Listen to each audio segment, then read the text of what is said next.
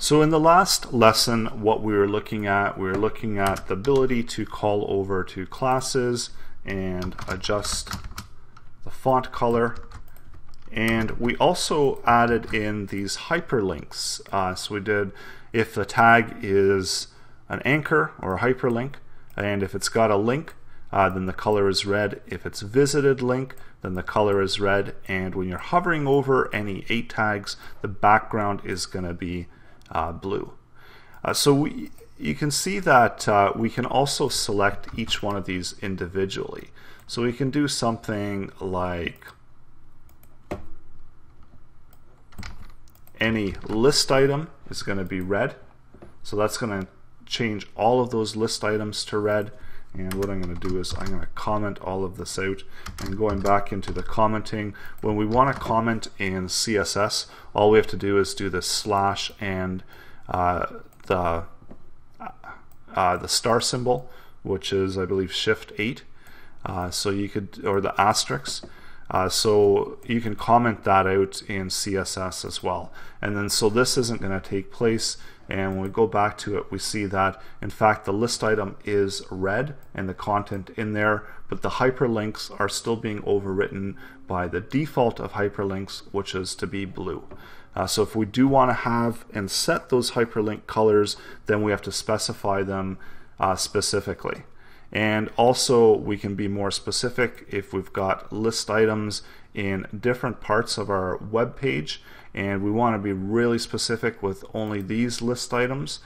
So if we had a whole bunch of additional list items maybe within our content area, and we want to be really specific. Actually, I'm going to pull that out of that H2 tag and it's going to place it in there. So if we want to be more specific and we want to only select the ones that are available within nav, we could do it within this type of format. So selecting nav as the tag and then selecting the list item within there.